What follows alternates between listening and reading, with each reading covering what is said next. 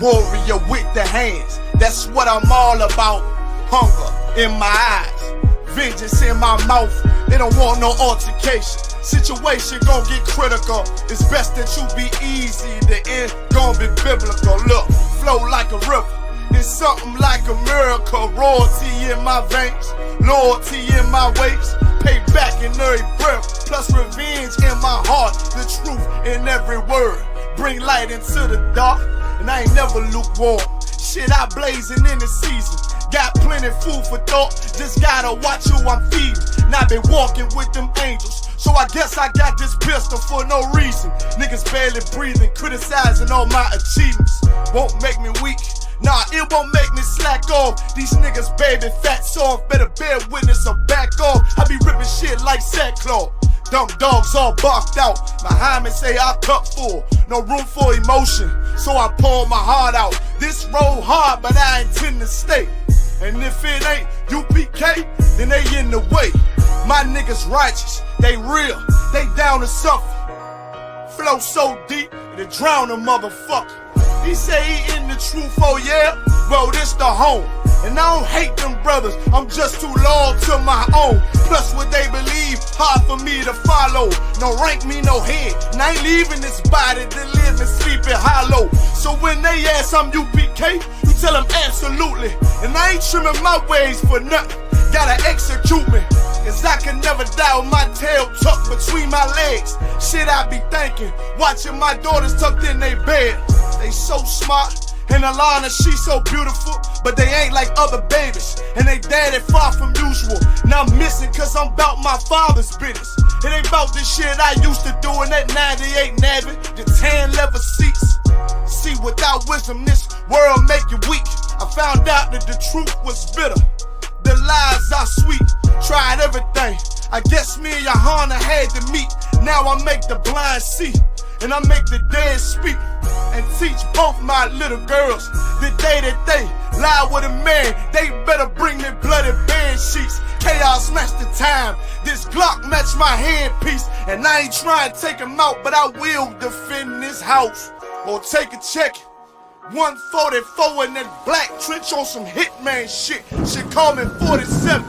Praying for Armageddon. Me and my soldiers dressed for the wedding. Fuck the fame. Ask why, tell them I'm loyal to the king. Until the righteous reign. Loyal to the king. I walk that straight lane to break the chain. Loyal to the king. You devils can't have me, bitch. I'm loyal to the king. That's right. Bring that hot flame. You bitch ain't loyal to the king. Until the righteous reign. Loyal to the king. I walk that straight lane to break the chain. Loyal to the king. You devils can't have me, bitch. I'm loyal to the king. Bring that hot flame. You bitch ain't loyal to the king.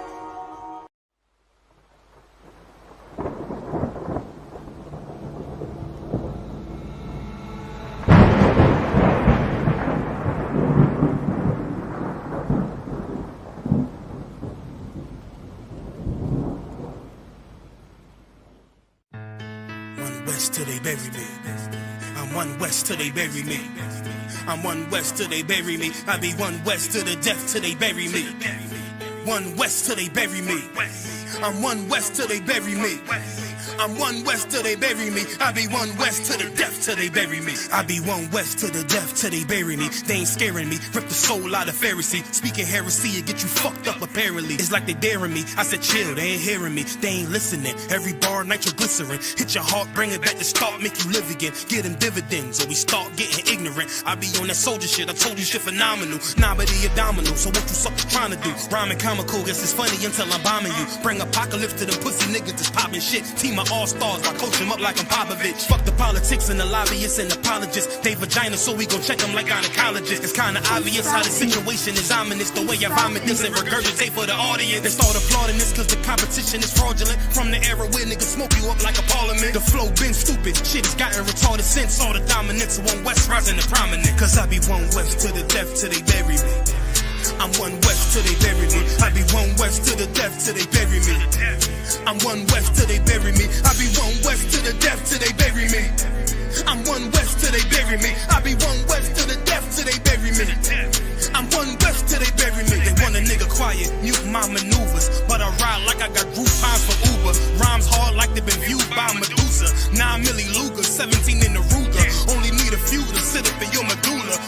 hotter. For the regatta, niggas wildin', they win every dollar. They riding by in black Impalas, let the semi holler. A showstopper, been the proper since the teeny bopper. But now I'm going them off Patron, a premium of vodka. I put extensions on the Glock, modified the chopper. The swore heavy, war ready, and that's working mama. No marijuana, say I got the loudest silence on it. When I'm up on it, ain't no rapper do it like I do it. A lot of spitters and writers, but when the heat's on, none of them can get to the fire around with me. And I had a nigga spin like a tire, but down the D, and I'm still dope as a piper. Every bar burn hard like a spoon with a lighter. Fuel to igniter, I'm winning, coming through with the title because I be one west to the death till they bury me. I'm one west till they bury me. I be one west to the death till they bury me.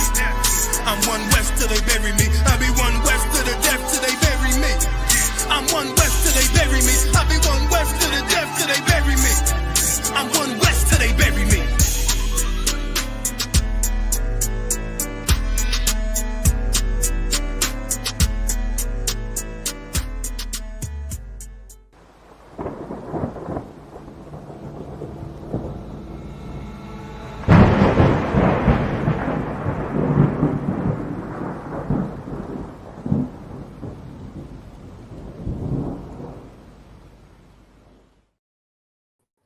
Hey, Shalom Israel. This is the Wednesday history class. Also, check out Commanding Journal Yohanna's radio show, Monday, 2 a.m. We have classes in the school, Monday, Wednesday, Thursday, 7 p.m. till 9. We have the Brotherhood class in the Lashwan Kudash online, Tuesday and Friday. We also have the radio show on the ends, Sabbath service on Saturday. The sisters have got a big breakfast coming this Saturday, man. Coming down to the Sabbath service. The sisters going to get you right with that breakfast. Let me just add the brothers in. Hey, Shalom, Shabbat Kafam. Shalom, Yahba Shemi Ashabrakata. Yeah, how about you, Shabbat? So today we're going to go into England's white-on-white crime, man. We're going to go into a little bit about the Teddy Boys, man. We're going to go into the Teddy Boys. We're going to go into England passing certain laws. We're going to go into how these Edomites is the original hooligans and the devils and so forth. So we're going to go in. Hopefully we can get through all of that. Let me just present my first slide. So like whoever's got it, go ahead. Canada and cancer. Walk around the other side. So now this right here is the history of the Teddy Boys.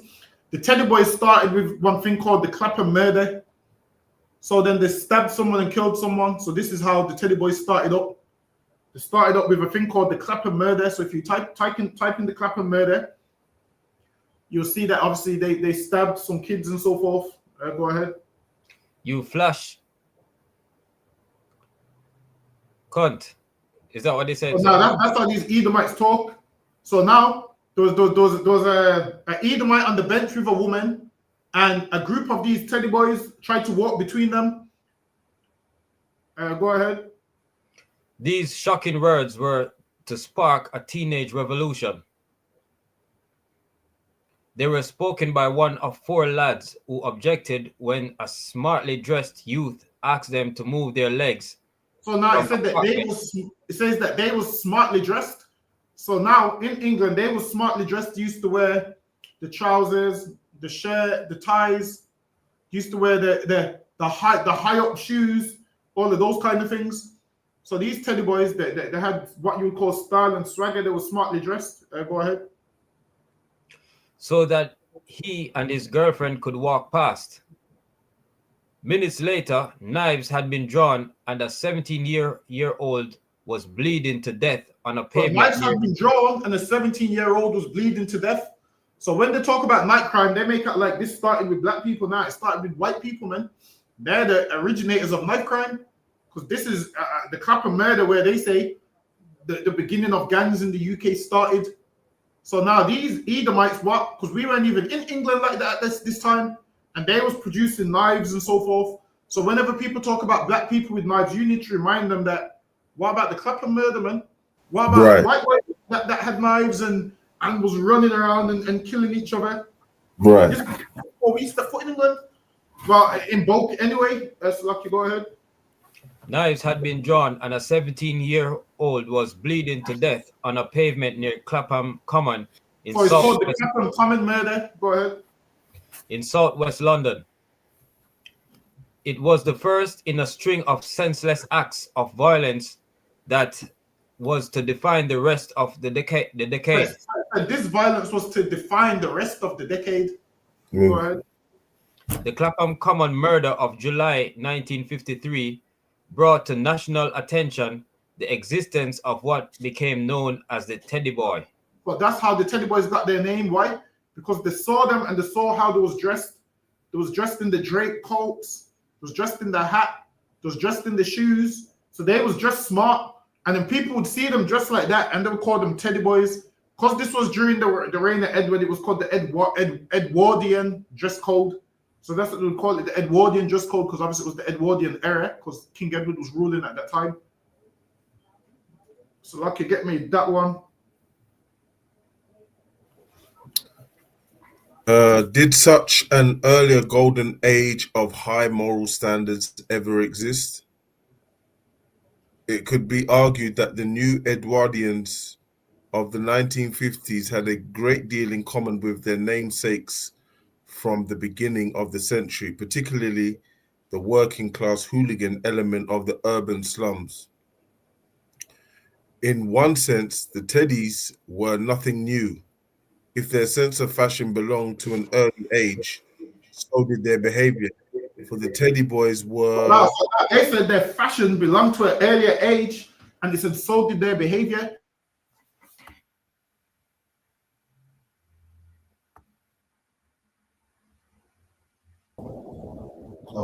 The camera, bear with me. Let me just. Bear with me. Let me just my camera. I'm about to put in their request after they see this close. So lucky. Let me change the camera back. Go ahead, Hakian. Actually, no, hold on. Let me switch slides. Slucky, get me this slide.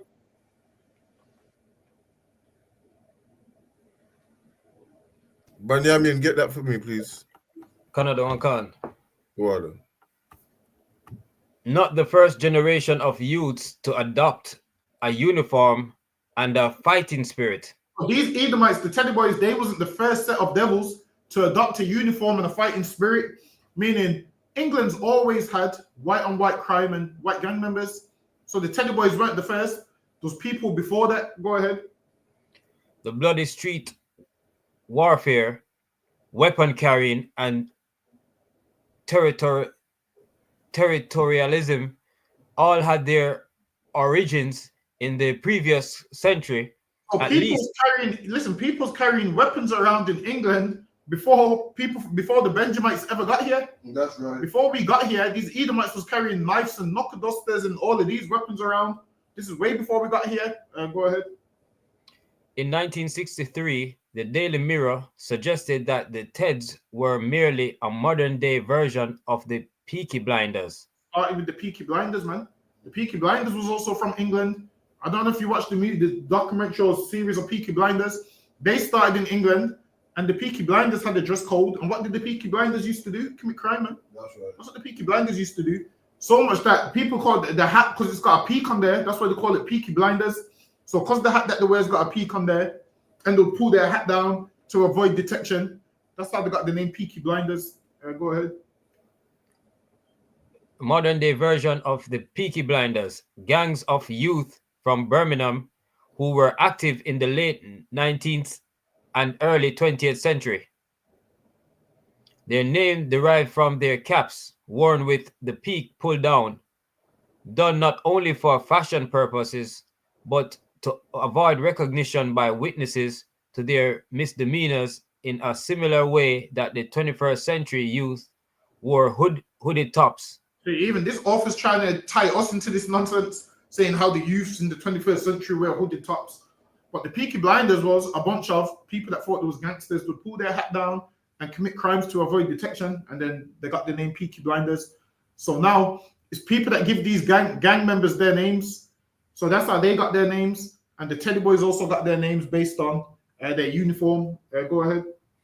The Salford City Reporter considered the Teds to be the descendants, of the Scutlers, and it's true to say that the first fashion-conscious street gangs were not the Teds, but these late Victorian working-class teenagers from the rough districts of Manchester and So Salford. now we call it Victorian because obviously that was the era of Queen Victoria, so that was called the Victorian era. So what you will have is you will have the Elizabethan era, the Victorian era, the Edwardian era. So named after which king or queen's ruling, they would call it that era. So you had the Jacobites, you had like the Jacobean era. So who was ruling at the time, they would call the era their name. Go ahead. Rival mobs such as the Bungal Boys. See, and those rival mobs, listen, those mobs of white criminals, man, don't make them lie and make it like it's black people brought this to England. Listen, those rival mobs in England before we ever got here, man. That's right. Rival mobs in England when we was in the Caribbean trying to work out how we're gonna eat, man. That was over here with nice crime in nice suits. Go ahead. Rival mobs such as the Bungal Boys, Buffalo Bills Gang, and the Bengal Tigers would engage in neighborhood-based fights or scuttles. So they would fight over postcodes, man. These Edomites would have neighborhood fights, and they would fight over postcodes. Now they make out like that started with us. They was fighting over postcodes from the Victorian era. We were over here in the Victorian era. These Edomites was fighting over postcodes before we knew what our English postcode was, before we knew what snow was, man. Listen, we found out what snow was yesterday and today. Listen, they was fighting before we knew what snow was. So lucky go ahead. Their uniform consisted of bell-bottom trousers, a loose white scarf worn around the neck. And now you see like how gang members wear certain things. This was their code. They introduced gang members wearing certain colors and clothes, man. Because these gang members used to wear certain clothes, and then all of them would wear the same type of clothes. And to find out which gang this person was from, you see like how black men will have a red bandana or a blue bandana. They would have like red socks. So the red socks would mean, all right, he's from this gang. The blue socks would mean he's from this gang. So that's what they would do. They would change their socks so you could identify what set they was with. Go ahead. Salaki, sir. Is this before the Bloods and Crips? Yeah, this is before that. So they must have got it from here then. Nah, they was over there in America. Well, this is England. I know, but what I'm saying is the time era, the time. So this happened over here in this century, but in America, what I mean, was it Bloods and Crips then at that time? Do you know? I can't remember what year they started, but I'm sure they started in like what the 60s. I believe they started in like the 60s, 69. They started late 60s. So these like here. So I say that again, Hakian. So this goes further back then. Yeah, because this is about the 40s and the 50s when these started this. So that's what I was saying. So if that's what I'm saying. Americans may have got it from the blue and the red over here. No, but I'm not saying that they had blue and red specifically. I'm just saying they had different color socks. Oh, Khan, Salakia. Oh, yeah. Oh, yeah, right. Yeah. Okay, I get you. What is that? They had yellow socks, purple socks. So they would right. Whatever they was repping. Right. Okay, Khan, sir. Salakia. Yeah. No, go ahead, Benjamin. Canada, sir. Hair plastered down on the forehead and a cap tilted to display what was known as a donkey fringe. Brass-tipped pointed clogs hidden under the flared end of the trousers were ideal for kicking opponents. So now they would have them shoes, man, which was ideal for kicking opponents. So they would wear like, you see how today you would kick someone with steel toe caps. They would have had those as part of their outfit because they know, all right, they live that life of they're gonna fight someone, so they would obviously be prepared. Go ahead. While the scuttling sound made by hobnails on cobbles probably gave them their name. Go ahead. While Scotland was on its way out by the late 1890s, another worrying phase of youth disorder was about to begin in London. Hooligan gangs made their media debut after an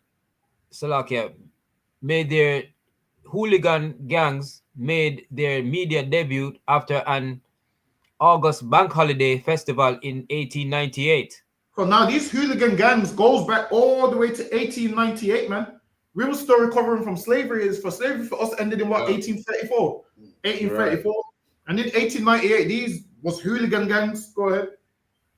Like the scuttlers, they not only fought against each other, but they also Oh, were similar. Listen, man, don't let the oppressor make out like his is as united as he wants you to believe. They used to hate each other, and they used to have white on white crime. People always talking about black on black crime, man. What they had was white on white crime. They used to fight each other, man. Right. And I should have the police in that era to arrest people for white on white crime, man. That's right. Because white on white crime is wrong. Mm. You're not supposed to fight each other, man. Where's the police? I should have been police at them times, man. There'd be no white on white crime. You wouldn't be rioting. You wouldn't be doing nothing. Everybody will be safe. So, lucky, go ahead. They not only fought against each other, but they also wore a similar uniform of bell-bottom trousers over their boots, neck scarves, and caps, sometimes of velvet or plaid, depending on the particular gang affiliation. Belts, some studded with sharp brass caps, were also adapted for fighting. Oh, would adapt their belts for fighting, would make their belt short, so when they hit you with that belt, it's ripping your skin open. Would put nails in their knuckle dusters, nails in their gloves. That's what these Edomites was doing. So lucky get me this one. Go ahead. I was going to read it for you. So lucky. Go ahead, lucky again.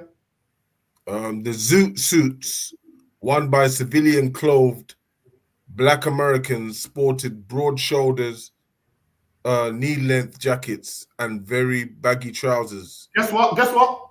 You see how the Teddy Boys dress? They copied it from black people. That's right. Yeah. From black people.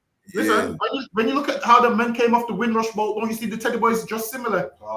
They copied that from black Americans, man. They copied the whole outfit. Listen, you think them Edomites could ever... Let me take it one further. How Al Capone and them dressed, they copied it from black people, man.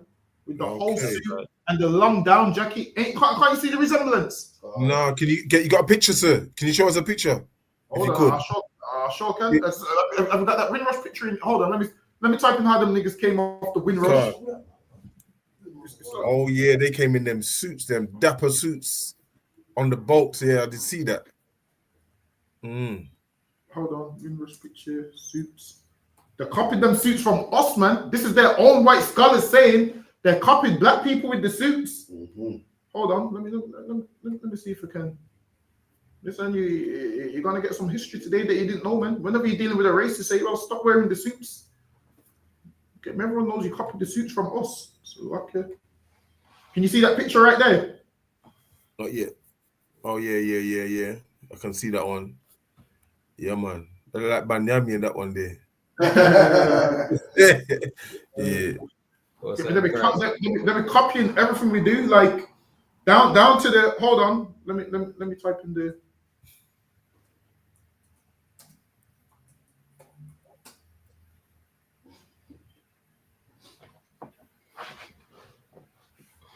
So now, if I just share this picture, you'll see Edomites dressed how them brothers came off the Windrush looking like. Look at the. You see this? This is a zoot suit. Can you see it? Can you see?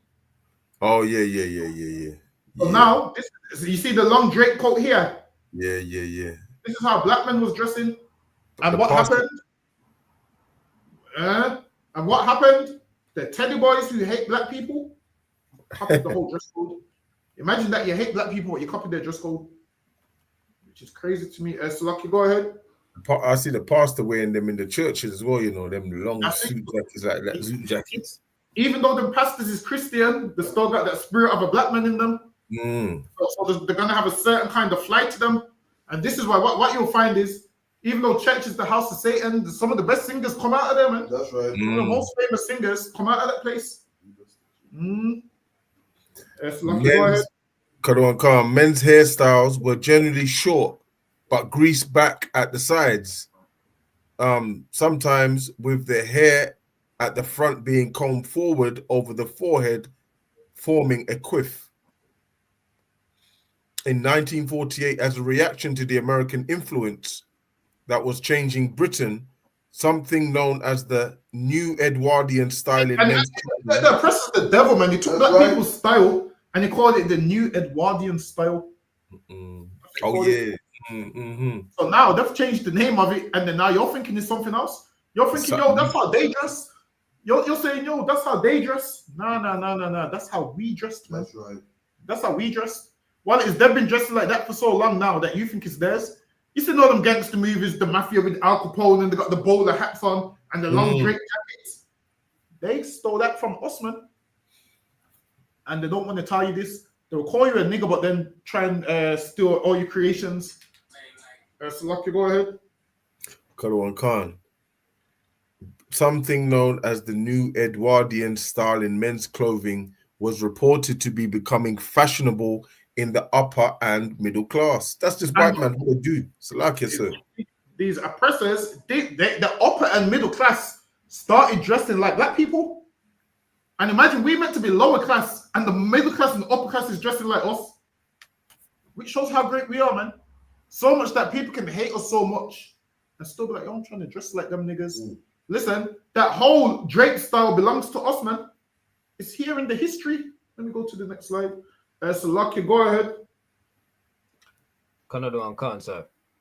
In 1953, across all the towns of Britain, the major newspapers reported on this sweeping trend in men's fashion towards what was termed the new Edwardian look. So now, when you see them in those suits and the Drake coats, straight away you be saying to yourself, this is them white people's style. Nah, man, that was our style. And whenever you're battling the Edomite and you see them dressed in that way, ask them where did they get it from. Say, where did you get the zoot suits from? Say, where did you get the zoot suits from? Why? Because they wanted to be us. Because black Americans would wear the zoot suits, and it was a sign of a symbol of rebellion against oppression. So they were dressed like that. And then over time, it made its way to England, and these devils copied their dress sense. Go ahead. The Daily Mirror reported upon the growth of zoot suits gangs. In fact, zoot suits originated in Harlem, New York. Wait. These suits originated where? Originated in Harlem, New York. It originated in Harlem, New York, man. That's where these zoot suits originated, where niggas dwell, Harlem, New York. Go ahead. And were associated with black 30s US jazz culture. And it was associated with 30s black culture, which means we was wearing these zoot suits from the 30s, man. Black men was wearing this before the 30s, and it became famous because a lot of them were singers. Go ahead. The long jacket of the zoot suit resembled the Ted's jackets in that it was very long, and these were at first also referred as drapes in the US. And was also referred to as drapes. Hold on, bear with me. I'm just trying to pull something up real quick.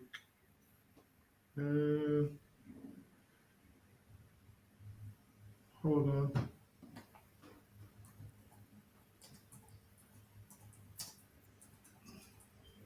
Hold on, bear with me.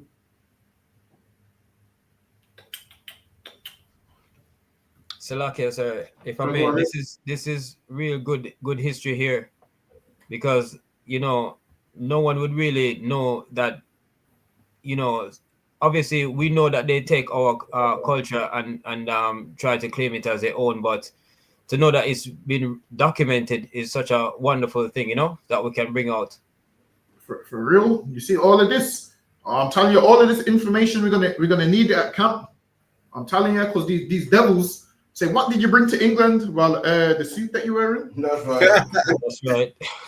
Yeah, you might want to. Hey, you know what? Hey, it's lucky. Guess what, Officer Damgaba? Go ahead. I heard a white man on the train say to his woman on the phone or whoever he's talking to, "Did you put seasoning on the food?" I never heard that before from an Edomite. I looked at him like, "Damn, what do you know about seasoning?" He said, "Did you put the seasoning on the food?" I thought, they're learning. They're catching on. Yeah, definitely learning. Hold on, let me share my screen. Damn. Wait, hold on, I'm going to share my screen yet. Bear with me. Hold on. So now, hold on. Let me see if it plays. Hold on 1 second. Let me just wait for this advert. But always remember that the Teddy Boys are devils, and their whole outfit they copied from us.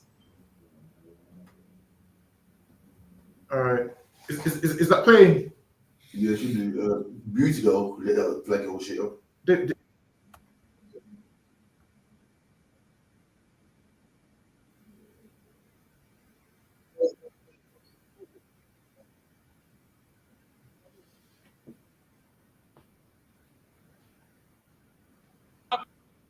Can you hear that? Like I said, You can't hear it. Yeah, no, Hold on, wait a minute. Let me know if you can hear it. Can you hear it?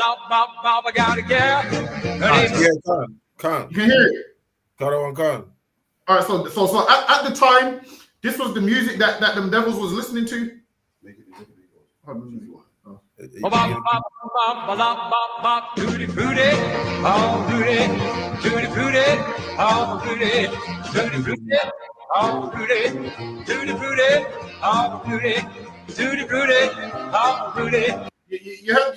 know that song, right? That's a yeah. Can't. I don't want to blow it, but I know where you're going already. That's it. So now they stole the music. So this is how it originally sounded. It's the original. Yeah, listen to how the black version sounds way better, man. Hey, Salakia. Alright. Sir. Do you have the Alright. Elvis one as well? Do you have the Elvis one as well there? Yeah, got that somewhere. So Yeah. now, at the time, these devils in England, their whole persona was rock and roll. But black people invented rock and roll, man. That's what they don't tell you. Black people invented rock and roll, and then hold on, let me stop sharing. Let me find it. You know what? It's probably quicker if I play it off Spotify. Let me put it on Spotify.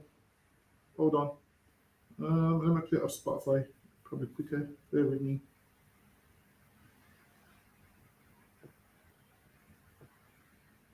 Bear with me.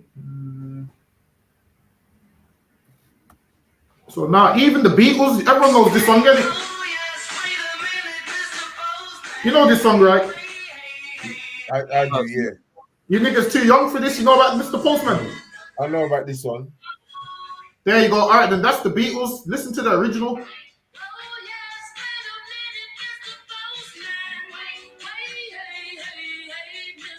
Oh my days. I didn't even know that, you know. I didn't even know that. Listen, so what did the oppressor do? I'm gonna tell you exactly what he done. This is what he done. He they would let black people in the studio in a crap studio, and they would copy their style, and they would go back and remake all the songs and sell them as their own. So the Teddy Boys would dance to that kind of music, not realizing the originals was black. Hold on, let me find some more. You got this stuff, Gershon. Yeah. Because white people always. She only put season on her food, girls, because she's with you, man. That's all it is. Trust me, she put seasoning on the food because she's with you, man. Hold on. You got this stuff, Gershon.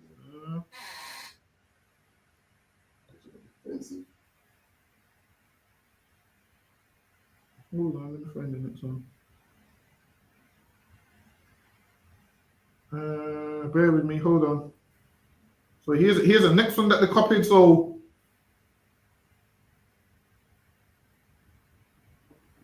you heard this one.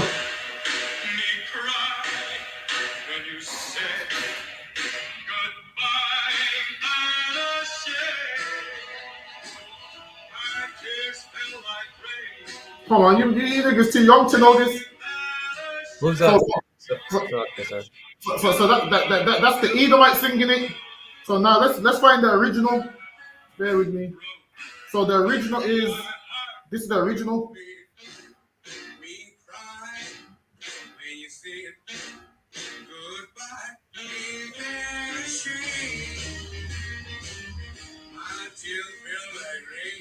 Listen, the white man's the devil, man. Listen, right. I'm telling you, all them rock and roll songs, black people sang them, man.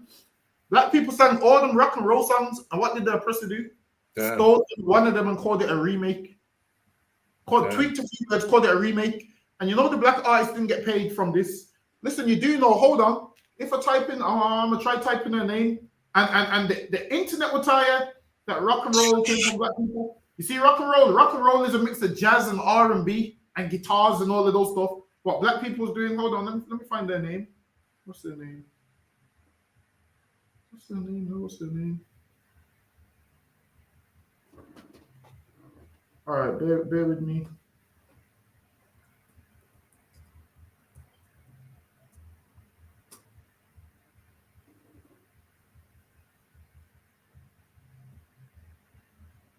Hold on, bear with me.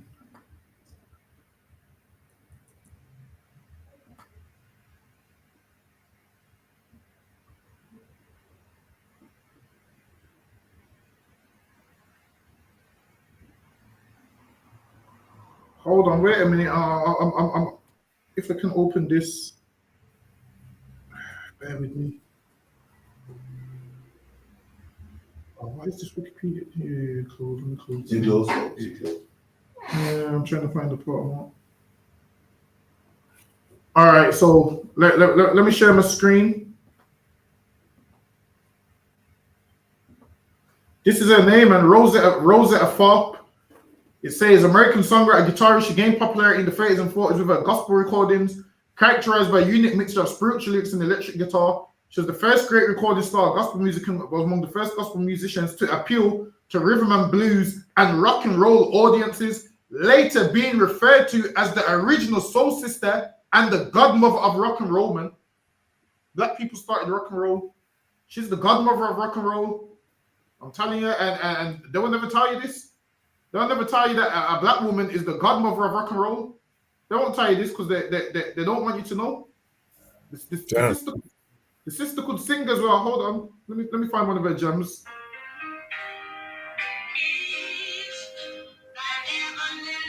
Wait, hold on. That's not the... Let me find one of her rock and roll ones. So this was one of her rock and roll / jazz ones. So it came from this. And guess what? This is that kind of music that the slaves would sing, man. Would sing to each other. Then over time, it became R&B, it became rock and roll. That's right. And she started singing this in the 30s, and they didn't give it the name rock and roll until the 50s, until white people started singing. After they stole everybody's style. You can't tell me the oppressor's not the devil, man. You can't tell me, man. He stole everything, man. That's right. He stole, imagine, down to the outfit, down to rock and roll. The whole dress attire that the Edwardians was wearing came from black people. That's right. The whole rock and roll that the party and dance to came from black people. So imagine this. If they hated black people so much, why are they keeping a part of our culture? These hold on. Is anyone? Do any of you have access to Google? Can't say. So someone type in what music do Teddy Boys listen to? Let's see what it says. Let's see what music Teddy Boys listen to. Let me know what comes up. It says, although Teddy Boys became associated with rock and roll music. Teddy Boys became associated with rock and roll music. Why don't they say Teddy Boys became associated with black people's music, man? That's right. That's what it should say. It should say, listen, just listen to the white man's version one more time.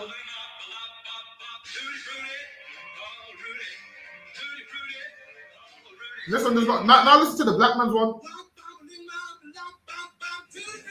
You listen, you can't hear the flavor of this one. Can't say. That's what I'm saying. Listen. I would have liked rock and roll as a kid if I knew it was black people, man. That's right. You also know Elvis Presley stole black people's style. Right. All of them did. All they do is steal from us, man. Let me get back into my topics. Lucky.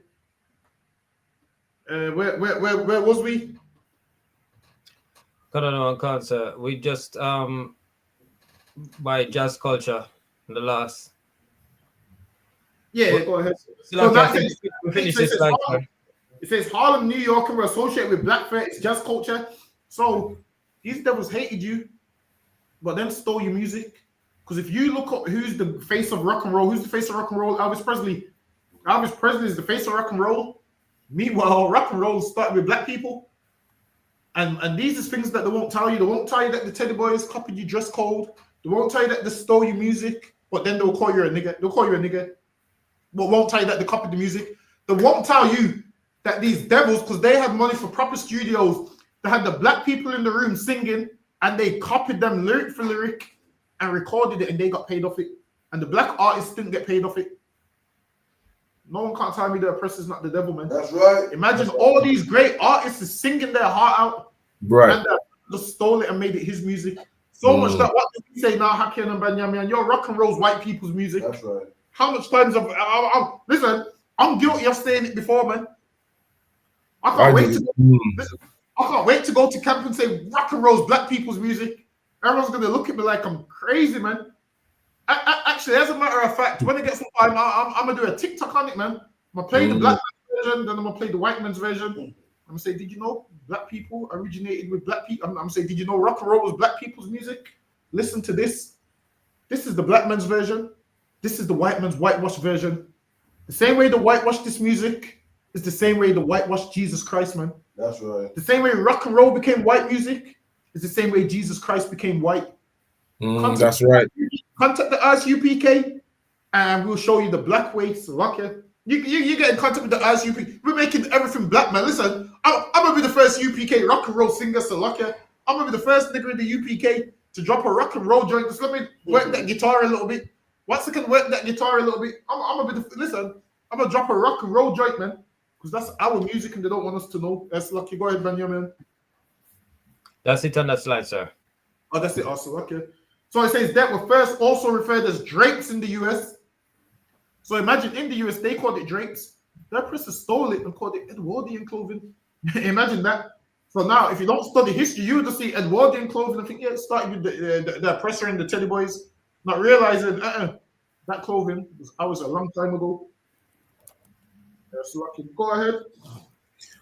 It seems that Britain had won the war only to face a major social crisis at home.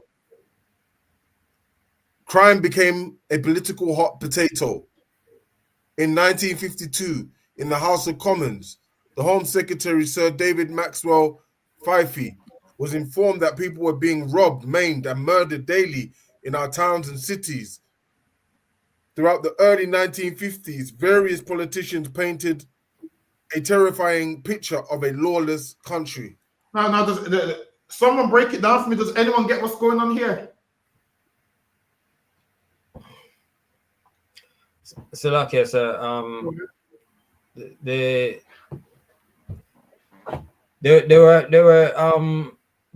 were having violent gangs and stuff like that. The country was getting out of hand because of the youths. Yes, but what I'm getting at here is they're in the House of Commons ready to pass laws because white people are committing crimes, man. These laws that England made weren't for us. These knife crime laws that England made, they made them before we was here. Why? Because of white people running around with weapons, man. That's right. Whenever they talk about UN weapons, this is what you do. You get the date of the law that they passed the act and say, well, was black people here in droves at this time? Who was running around with knives at this time? Then you pull up the history where they mention all the weapons that the Teddy Boys had. They passed laws in the House of Commons because these white boys was running around with so much weapons. They didn't pass these laws for us. They passed these laws because these oppressors was running around with weapons, man, committing white on white crime, terrorizing everybody in the country so much that it made its way to House of Parliament. Remind these devils of this whenever they want to speak about black people, man. That's right. When they ever want to speak about black people committing crime, you remind them of the crimes they've committed and how they had to have meetings in Parliament. Let me get my next slide. That's lucky. Go ahead. The shocking rise in violent crime turned the spotlight on the Kosh boys. Listen, these devils use Koshes so much that their nickname was the Kosh boys, man. Everyone knows what a Kosh is. A Kosh is like a stick kind of thing. It's like a thick rubber plastic thing. Boy, if it lick you, you finish. There you go. And they was hitting people, so much people with Koshes that they was called the Kosh boys, man. Put that in your notes whenever a devil says, "Are you black people killing each other?" Say, what about the Kosh boys whose name was nicknamed after them hitting everyone with Koshes? Don't let England make out like black people are criminals. Because what we're reading now, this predates most black people being in England. That's true. This is the time. Listen, this is the time. This is the time right here when most of the people that was in England didn't have an English accent because they was fresh from the Caribbean, man. The black people that was here wasn't the ones that was born here at this stage. Obviously, the later they had children that was born here. But now these are called the Kush boys because they're hitting so much people with Kushes, man. That's how they got the name, the Kush boys. They're known for busting people's heads with Kushes. Don't tell me that there's no white on white crime. I need an educated devil. Me and him need to sit down about crimes, man. I'm saying because before black people's here, there was a white gang called the Kush boys, right? Listen, so those hitting each other and battling each other with. Listen, I don't know if some people are old enough to remember when you used to have the milk bottles outside your house. Yeah. The white boys would stab you up with the milk bottles, man. Break the milk bottles and stab people up with the milk bottles, and would throw the milk bottles through your window. Don't ever tell me this man ain't violent, man. That's right. Listen, they like to talk about our crimes. I'm talking about their crimes for once, man. That's right. I'm gonna talk about their crimes. Go ahead. Named after their choice of weapon, which included anything from after their choice of weapon, man. Listen, man. Put Kush boys in your notes because we're gonna need this when we go to camp, man. When have to tell the police we afraid for our life because they look like Kush boys. Listen, they say we look like thugs and criminals, while they look like the Kush boys, man. That's right. That's what I'm gonna say. I'm gonna say, officer, they look like the Kush boys. I don't believe I'm safe out here. So, Lucky, go ahead. which included anything from a sock filled with sand to a lead pipe. And they have socks filled with sand and lead pipes. They're the originators of these prison weapons, man. A sock filled with cement and a metal pipe. Go ahead. They regularly appeared in the newspapers. 16 Kush boys raid a night school. These white boys are criminals, man. They're raiding schools, man. Go ahead. They're raiding a night school. Criminals. They ought to be locked up, man, for that kind of behavior. Slucky, go ahead. Ran the headline in the Citizens in December 1950. After a gang of youths. 75, most in Christ. Slucky, go ahead, Benjamin. After a gang of youths armed with bludgeons and chains attacked the principal and damaged. Listen, these devils was attacking principals. I'm yet to see a black man attack a principal. I ain't seen that yet. Go ahead. Attacked the principal and damaged property in West Dulwich. By then, London Kush boys were under pressure from the police, who had begun stopping suspects and searching them for weapons. Wait. You mean to tell me they had suspect laws for the white men? No way. Read that part one more time, Benjamin. By then, London Kush boys were under pressure from the police, who had begun stopping suspects and searching them for weapons. They began stopping suspects and searching them for weapons. How come they're always making out like we part of the crime problem? That's so true, That's so true. Here it's letting you know that there was white suspects that was known for carrying weapons. So much that police had to stop them and search them for weapons.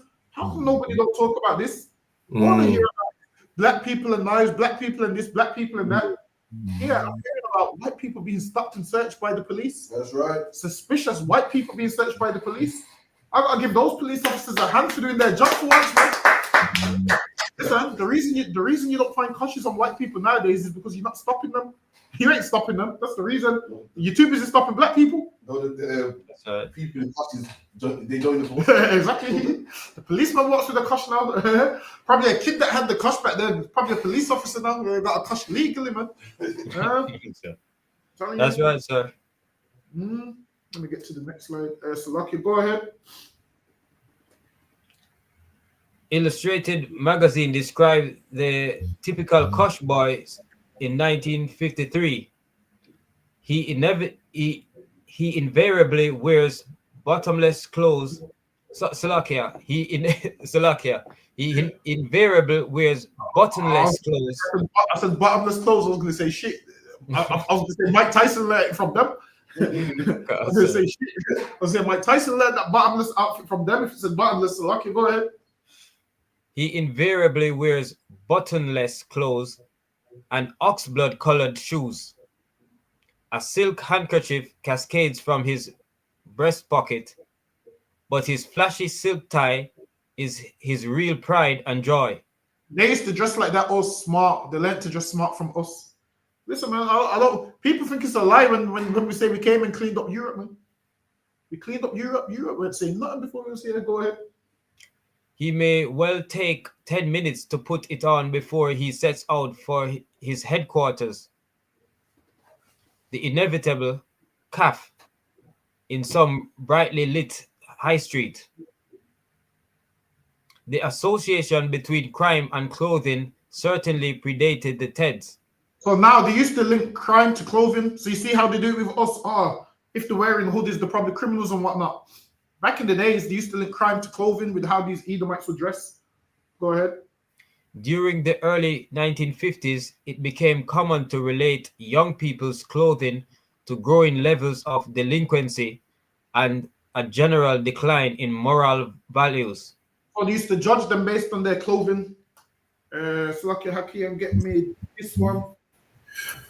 Khan. The film was said to have inspired So now back then with these teddy boys. So now they call them teddy boys, which is a blanket statement, but all of them were separate gangs. They would just call them teddy boys because of how they dressed. But all of these teddy boys, there wasn't all friends. They used to fight each other. There's different gangs. But teddy boy was just based on how they all dressed the same. Like in California, they call them all gangbangers. Yeah. From different gangs. Yeah. So the teddy boy was just a blanket term. But all these teddy boys, they used to fight each other. So there was different gangs under the umbrella. So now what these devils used to do, they used to go to the movies and start a riot in the cinema. I don't know if you know that they used to riot in the cinema. So right here to watch the movie, go ahead. The film was said to have inspired at least one murder. In 1953, 21-year-old George Newland from Walthamstow, northeast London, robbed and battered a pensioner to death. Listen, you don't hear about black people robbing and battering pensioners to death. They robbed and battered a pensioner to death. We need to talk about the crimes of the oppressor, man. Imagine you rob and batter a pensioner to death. We need to talk about the oppressor's crimes, man. That's right. With a claw hammer. With a what? A claw hammer, you know. Beat up another devil with a claw hammer. The claw hammer is like what the sharp part with the two prongs. Yeah.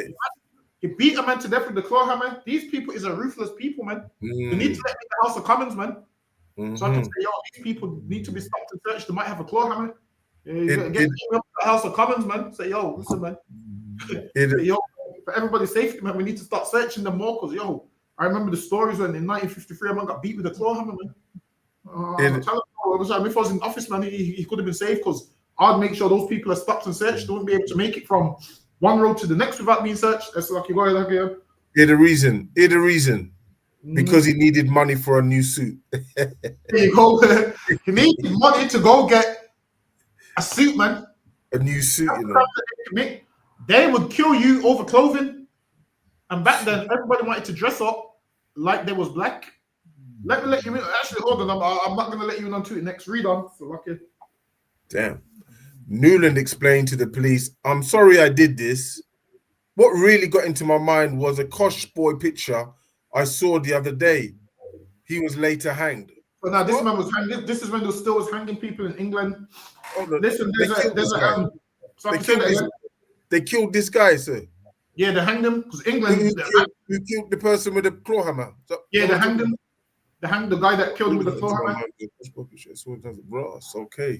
So in England, they would hang you. But you know what? There's a good movie I watched the other day. It goes into the Teddy Boys about two boys that shot a police officer, and one of them they claimed that he had the mental age of an 11-year-old. So they killed the police officer.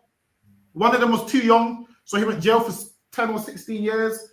And then the next one tried to fight his case. They went to the courts to try and save him. And in the end, they hanged him in the. It's a good movie. I'm gonna put the link in the group chat. God. Hold on. Let me see if I can find it. I watched it the other day. It's a decent movie if you want to understand. The Edomites and the Teddy Boys used to rob car. You know how they used to rob car radios and stuff. Right. Yeah. So rob car radios. That's what they used to do. Hold on. What was the movie called? I'm probably not gonna find it. I know I wrote in my phone. I'm not gonna find it. I think I deleted it after I watched it. I'm gonna find it. But it was a good movie. It tells you about after. And guess what? Guess what? The oppressor. The reason why they claim they commit criminal acts because after World War II, we had to ration. So that's why the criminals. So imagine if the world can understand after World War II, they had to ration, and that's why they commit crime. Why can't you understand why black people do certain things, man? If that's the case, you should understand why black men sell drugs then, because they have to ration too. You don't understand that. You have to understand why black men commit robberies, because they have to ration too. The reason white people ain't out there committing robberies right now is because they have money. Like, do you think black people just commit robberies because it's fun? You think it's a sport? The reason they do these things is because they're poor and poverty. Right. And when the oppressor was in poverty, he formed a gang called the Kush Boys. He bossed the man's head with a claw hammer to buy a suit. That's poverty will make you do certain things. Now, if you understand that the oppressor does certain things because of poverty, then maybe you have to understand black people do certain things because of poverty. You can't pick one side. Slaki, go ahead. That's right, sir. Around the time of the movie's release, the Daily Record came up with an eye-catching front-page headline: "Total War Against Kosh Gangs." So now they was going to war against these Kush gangs. Go ahead. Karuan Khan posted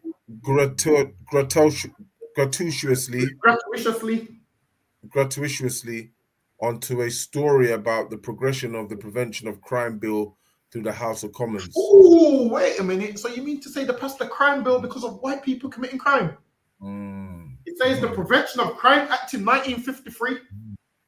Listen, put that in your notes, man. Start asking these Edomites, yo, what about the Prevention of Crime Act in 1953? Was it black people or was it for white people? Was it for black people? White people? And that's what I want to know. That's exactly right. That's what 1953 ain't that long. Exactly. 1953, 12. Yeah, it's right there. You think it's the 80s or something? It really ain't that long. Yeah. So, like, if someone Google the Prevention of Crime Act for me, let's see if it's a real act, or let's see if this historian in the book's lying, or let's see if I'm lying. Let's see if there is even an act in 1953.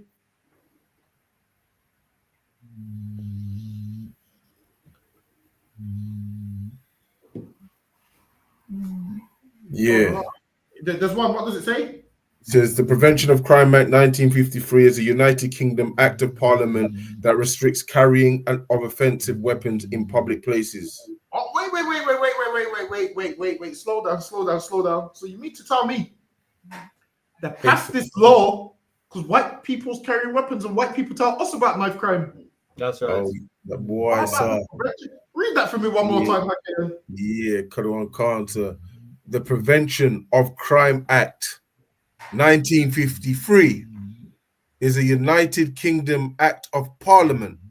And now on that one that you read in Hakim, it says it was an Act of Parliament. Go ahead.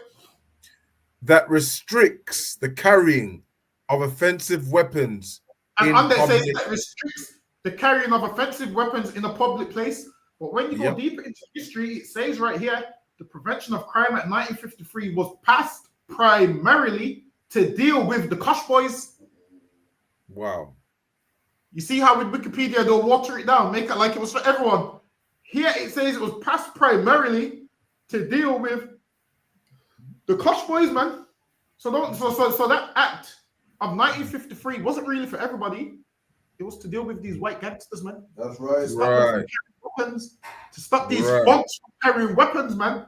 These thugs and these criminals, man, from carrying weapons. Deport them, man. That's right. That's what should happen. That's right. Where would they go, though? Back to the caves? There you go. Let them fight with knives in the caves, man. That's what they can do. Deport them. They're uncivilized, and they shouldn't be in our country, man. That's right. Shouldn't be in our country called England, man. Deport them. That's what should happen. And did I hear that they tried to civilize us? They tried to say that they civilized us. They're crazy. Not according to the Crime Act of 1953. See, he's running around with all kinds of weapons which means basically what this is saying is before 1953 you could carry a weapon. That's what it's saying, right? Saying before 1953 you could carry a weapon until these devils started carrying so much weapons they had to pass a law in the House of Parliament, man. They had to go to the House of Parliament, man. The one that Guy Fawkes tried to blow up, man. Guy Fawkes tried to blow it up there to go there and pass the law. So like you go ahead. That's like it for something to get the what's it called?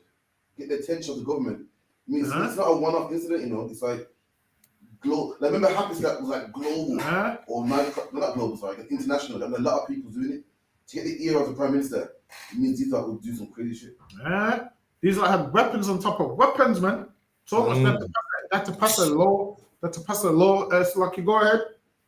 For some, the term Teddy Boys and Edwardians were simply new labels for something that already existed. So now they said the Teddy Boys and Edwardian was just simply new labels for something that already existed, meaning for the previous gangs that existed. Go ahead. In Parliament, Sir Thomas More declared, instead of using the word Edwardian, would not the proper description be young thug? Give Sir Thomas More a hand, man. Thomas More hit the nail on the head. Don't call them Teddy Boys. A teddy bear is something that's harmless, man. That's right. Don't call them Teddy Boys or Edwardians. This is what you call them. You call them young thugs, man. That's right. As lucky, does anyone know what a yob is? The definition of a yob? Do you want me to get it, anyone? Or listen, all a yob is a boy spot backwards. some simple history today. So that's why they call them a yob, because a yob just means a boy spot backwards. So they would call them yob. And then there used to be gangs called. Slaki, the one you're going so quick, you know. Slaki, could you just repeat that, please, if you could? So a yob is a boy spelled backwards. So when you spell boy B-O-Y, yob is Y-O-B. So the definition of a yob just meant a boy, but like a rude boy or whatever. Oh, so right. Yob, these yobs behaving badly. Right. Okay. You know, yob was a child. I know that was a definition. Yeah. So I didn't know that was there either. And then there was a gang called the Spivs. Have you heard of a gang called the Spivs? That just means the VIPs. So they spell that backward too. So they used to use this Croydon back slang. That's where it comes from. So instead of calling themselves very important persons, they call themselves Spivs backwards. And then the government, instead of calling them boy, they would call them a yob. So a yob is just a boy backwards. So that's where the term yob comes from. Listen, man, online, don't say we don't put you onto some new words, man. Don't say we don't put you onto some decent history. Heavy today, boy. Listen, people think we're dumb and we don't know nothing. We know everything, man. That's right. Maybe the fake caught us on the day when we want to talk about what you want us to talk about. There's some good TikTok here, man. Listen, sometimes I get some people ask me some stupid questions, and this is what I tell them. I don't know. I ain't got the time. I can't the time. I don't know the answer. They keep it moving. I know the answer. I just ain't got the time. Yeah, come on. Yeah, I don't know. Maybe you're right. Listen, man, you want to tell me Jesus is white? All right, fine. You want to tell me King James is white? Okay, fine. That's fine. That's fine. You believe whatever you want. What do I care? And so lucky get me this slide. Another one, cancer. He later reflected that there were 3 separate waves of adolescent gang activity in London in the post-war years. So now these like try and blame the post-war years as to why they got gangs. Now people make out like black people brought gangs to England. No, there was gangs in England before us, man. After the post-war, there was gangs in England, gangs of Edomites, man. Go ahead. So like you said, go ahead. They've actually got this movie out on series out, I think on Netflix. It's called Gangs of London, you know. That shit's fire, you know. Listen, and if you notice in Gangs of London, you notice they dress smart. Yeah, they don't dress like Roman would dress. They dress like how a Teddy Boy would dress with the long drape coats. Right. And the funny thing is, most of the Teddy Boys, the gang members, was middle class. Most of them was middle class. This is what they don't tell you. They make it like it was uneducated people now, and it was people that had jobs and so forth, and were dressing these clothes. That's lucky. Go ahead. The first was the era of the cloth cap gangs of Razor Boys. Listen, hold on. You mean to tell me these devils use razors so much that their gang was called the Razor Boys? Like they would razor you up so bad that they was known as the Razor Boys. Imagine this. So you got Edomites that had a gang called the Kosh Boys, Edomites that had a gang called the Razor Boys, and people are going to tell me white people don't commit crime. Listen, man, all I've gone over it, all over this class is their oppressors' crimes, man. Right.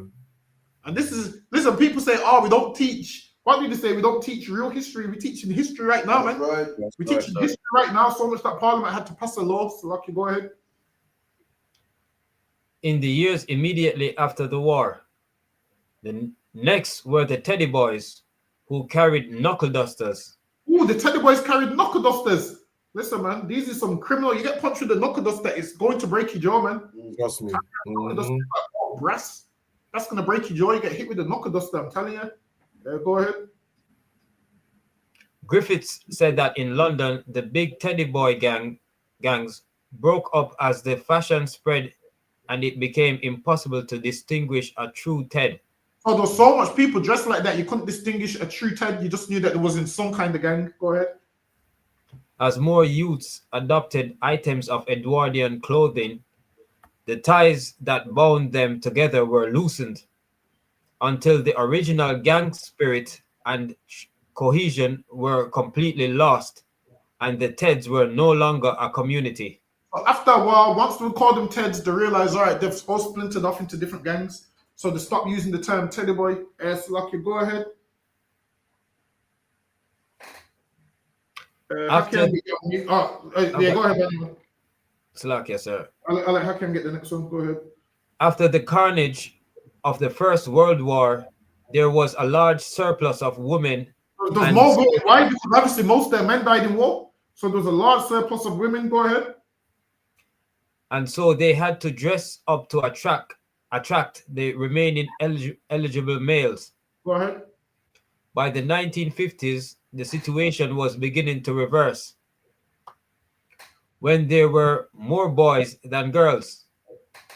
The girls could pick and choose who they wanted and felt less pressure to make themselves look attractive. Go ahead. For the boys, however, there was fierce competition to attract an available female. So now there's more men than women. So what? In order for them to stand out to the women, they had to up their dress code. Go ahead. And so the Teds more than ever needed to adopt their fine plumage. Go ahead. It was certainly a look that attracted female attention. In a radio program broadcast in 1956, a young woman from West Ham in East London described the ideal attire for her man. This included thick crepe soles, drainpipe trousers, spivvy socks, and drainpipe trousers is skinny jeans. That's what it was. They used to wear skinny jeans. That's drainpipe trousers. Like the drainpipe trousers was skinny jeans. So this is a woman saying what kind of men they like. So all these dumb doofus men started to dress how women like in skinny jeans. What you'll find is usually when a man dresses how a woman likes him to dress, he ends up dressing effeminate. You notice it. Go ahead. Drainpipe trousers, spivvy socks, and a cheese cutter cap. For George Melly, the adoption of an upper-class fashion conveying messages of class, privilege, and sexual license. And then the men used to dress in a certain way, which meant they're willing to have sex, and the women would dress in a certain way, so the men would know that the women was willing to have sex. So that's what it means by sexual license. So lucky, happy, and get me this one. Let me see if I need this. Yeah, go ahead. Got one Khan. At Elizabeth Strusley's youth club, one boy. So now the older boys that was dressing up in Edwardian clothing started to influence the younger boys. Go ahead. Called Des suddenly altered his appearance. As well as adopting the clothing, his behavior became nastier. Go ahead. Strusley wondered whether the boy had joined the gang because he was flattered by being noticed by older boys. Now you see how males are influenced by older males. He was influenced by them, so he wanted to dress up like a teddy boy. Go ahead. Or whether it was out of self-preservation. The power of conformity is demonstrated in the tragic tale of a 14-year-old Peter Winchester, an inspiring teddy boy from Stockwell, South London. The cricket-loving boy from a respectable religious family came under the influence of Teds at school. As well as wearing the gear, he began to carry the flick knife. Wait, hold on. You mean to tell me these devils started carrying flick knives? Listen, man. Flick knife started with these devils. That's right. Don't ever make that like this flick knife started with us. Because regardless of the history, they had so much flick knives that to pass the law, used to search them and find knives in school. Used to find knives in school all the time on these kids. This is going back to the 50s, man. They was running around with flick knives. Don't tell me white people don't stab each other because why else have they got the flick knife? What they're doing, cutting fruit with it? No, they're not, man. They were stabbing each other with them flick knives. Go ahead. I think they do. You know what they do? A lot of what are they called? You know them song films. The what? You know that them kind of song films where you got the people dressed like teddy boys, carrying flick knives and things like this. And they used to do street robberies with them. Yeah, that's what they used to do. Yeah. They used to go stick up the cafes, man. They used to stick up the cafes and rob everyone in there. And they used to go to the cinema and slash the seats in two. They used to go on the bus and cut the seats. That's the crimes that they would commit, man, which is criminal damage. That's what it is. Tear the seats for what though? Just for nothing. Just to vandalize stuff. Go ahead. In a desperate effort to stop their sons turning wayward, his parents burned his drain pipes and threw his jacket into the bin. So his parents threw away his gang member clothing. Go ahead. The lad ran away from home for 2 days, but secretly returned to the empty house to rescue his jacket. Because the threw away his clothes, this silly boy ran away from home because the threw away his clothes. And then when there was out, he returned to go get his jacket back out the bin. Go ahead. Putting it on along with another pair of narrow trousers from a converted suit. Narrow trousers. Gare's house, lucky narrow trousers, you know.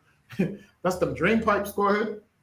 He turned on the gas oven and put his head inside. Go ahead. His distraught parents found his body on their return. This man killed himself because his parents burnt his drain pipe trousers. Listen, man. He deserved to death for that. He killed himself because his parents found his drain pipe trousers. Don't be soft, man. Listen, you know how much things of mine that my parents have thrown away? Everything I've had to thrown away, man. Everything I've ever had in life to thrown away, man. So, go ahead. I never put my head in the oven. Who would think to put their head in the oven? Not even like overdose. Yeah, and he puts his head in the oven. What's going through your brain at that time? Let me put my head in the oven. Turn the gas on. Trying to get high and die at the same time or something. I don't know. Listen, we couldn't even afford that. Listen, our gas would have cut out. We couldn't afford it. We'd have put our head in the oven. Listen, we'd have put our head in the oven and the gas would have cut off. We can't even afford that. We'd have got beatings when she got back in, boy. Sometimes you gotta give the Lord a hand for your parents being poor or shit. That shit keeps you alive sometimes. Listen, you'd have put your head in the oven and the gas would have turned off after 30 seconds, man. You're gonna be like, I'm sitting here, I can't smell no gas sitting it, right? That would have saved your life. So lucky, go ahead. The case was not unique. In Lambeth, also in South London, a 15-year-old teddy girl tried to gas herself after her father ripped up her Edwardian coat. Listen, man, they took this teddy boy lifestyle serious, man. She tried to kill herself because her father ripped up her coat. Yeah, go ahead. He felt that she had been getting a bit spivvy lately. The girl was found with the pipe of the bathroom water heater in her mouth. Wow. Like, listen, I don't even know what the pipe of the bathroom water is. What is it? I don't know what the hell that is. I don't even know what. Like, you see what it is? When people do things like this, I'm thinking, what comes in your mind to make you use that, if you get what I mean? Now, I've heard people use the rope and the belt, but put your head in the oven. Like, where would you learn that? Where would you learn that? It's lucky, go ahead. For some, the uniform had undertones not only of delinquency, but of sexual defiancy. Deviancy. It's like a deviancy. As part of the backlash against the flamboyant dressed Teds. And the Teds were homosexuals, man. They used to have a flamboyant dress code once they started to put on the drain pipes. Go ahead. Their very masculinity was brought into question.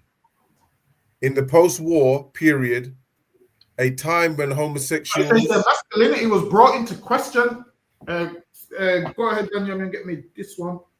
Canada one cancer. So that case, if I may, that's why the scripture says a man should not put on women's garments. Exactly. Niggas had on apple bottom jeans, bro. Who sang that apple bottom jeans song? Boots in the Fair. Who sang that? T-Pain. Yeah, niggas had an apple bottom jeans boots with the fur before T-Pain, man.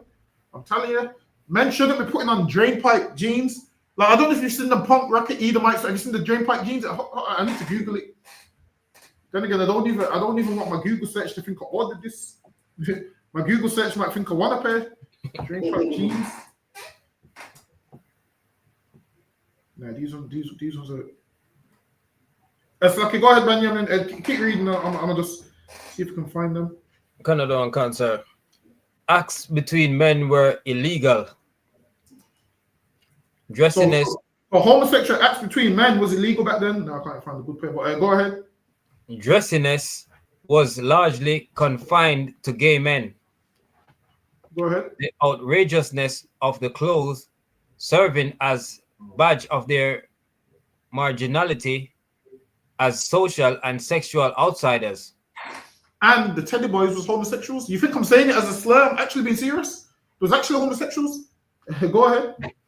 By 1949, in London, the grandiose Edwardian look with half colors of velvet and long jackets had been adopted and camped up by some ex-guards, officers, and interior decorators.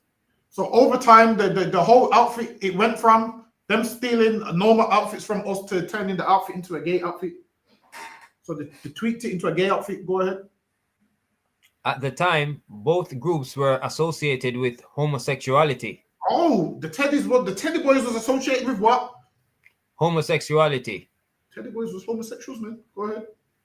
However, by 1954, Butch Teddy Boys had made the style so notorious that even gay men were embarrassed to wear it.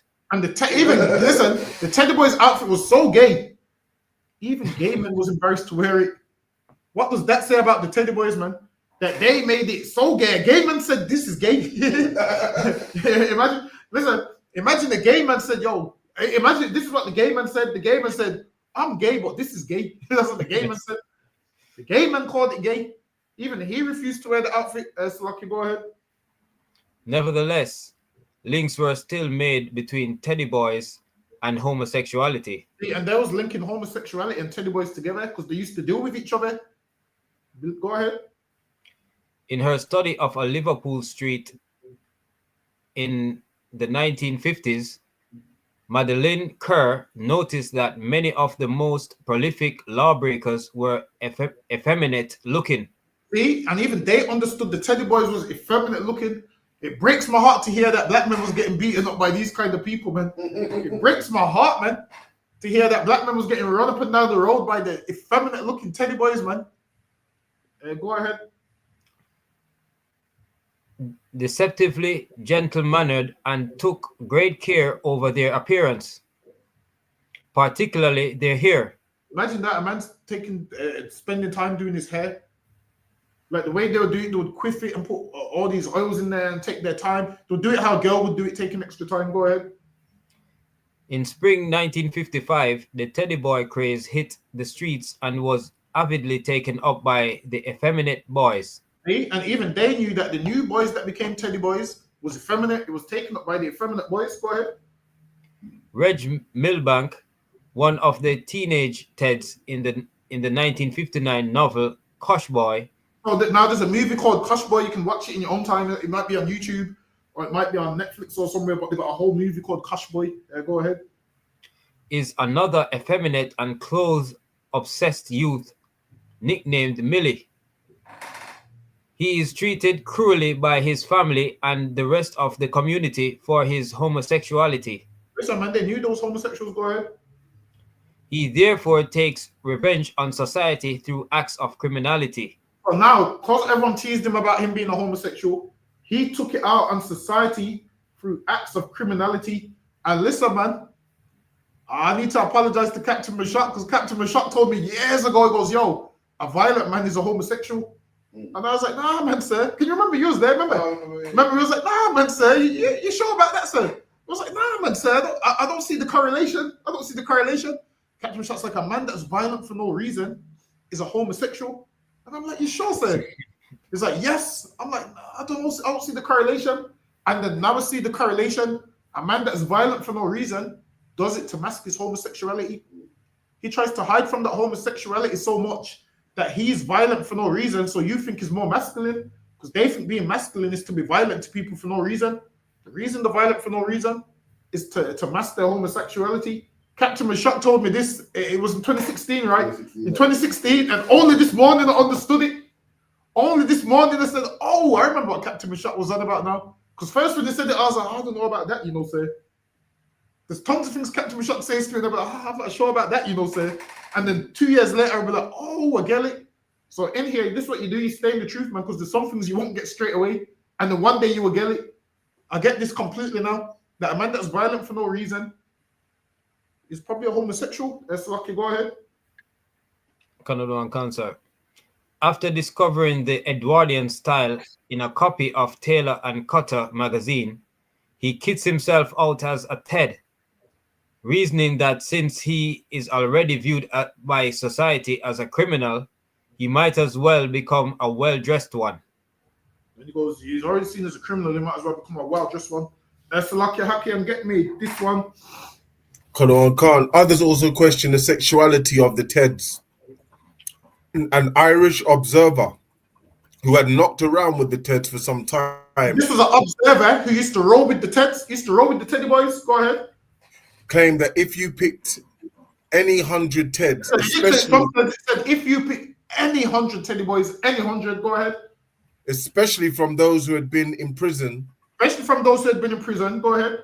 75%, Salakia, 75 would have had some homosexual experience. The Teddy boys was homosexual. Cash. The Teddy boys was homosexuals, man. And it goes, they done homosexual things for cash. Listen, man, these is the gangs of England that they don't tell you about. People talk about the Teddy boys and they don't tell you this part that those homosexuals and would engage in homosexual acts for cash.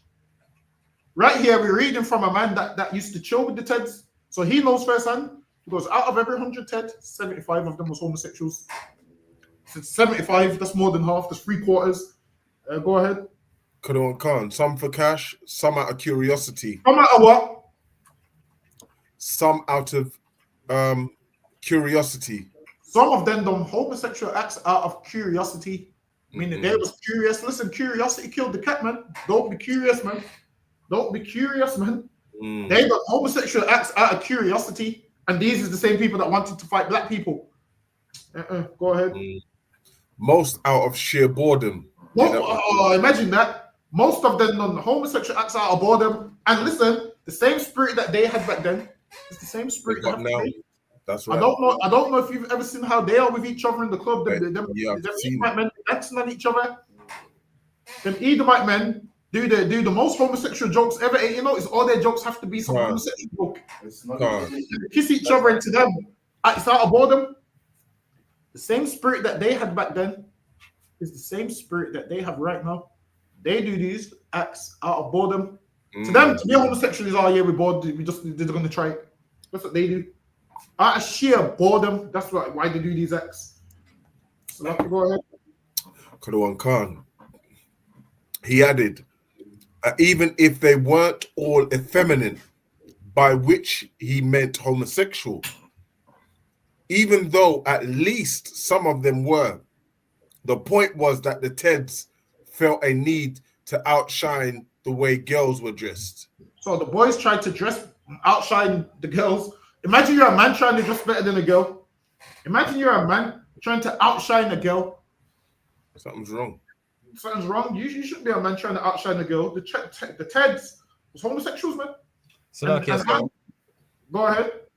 If I may, in the first part, it said they were dressing up to attract the girls first. They switched. They did it so much that they started trying to attract other men. Exactly. They switched it up quick, man. First, it started off as I think them dressing up for the women. I think them trying to attract the women was a front. I think that was a front until they all realized, they all have that same deviant mind. I reckon one of them probably one day came out and said, "Hey, do you know?" Yeah. And then the other said, "Me too." And the next one said, "Me too." And they all came out. I'm telling you, with these kind of things right here, it takes one man to come out and the rest of them will say, yo, I felt that same way too. And these like do it for fun. Like, and you know how you know they do it for fun? Because a devil tried to do it to Bobby Brown, man. He tried to say, what would you do if what did he say to him? Dude, I even know news to me. Hold on. Remember in the Big Brother house, he done it to Bobby Brown. Oh yeah. It's like, what would you do? Hold on, let me see if I can find it. I gotta find that tape. Let me see if I can find it. These devils always try it with you.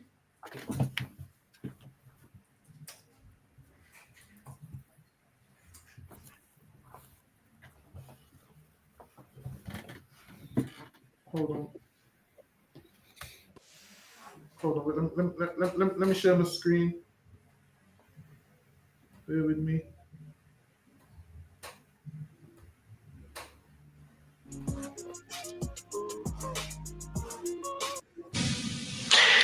They told me it was going to be like a prison.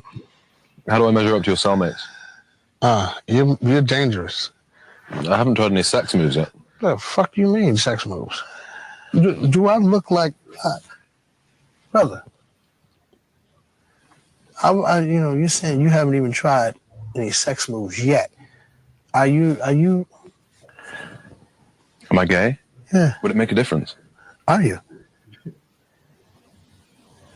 Why would it make a difference? You said to me, I haven't even tried any sex moves on you yet. Yet? What the fuck you mean yet? I'm a grown ass man. Yet?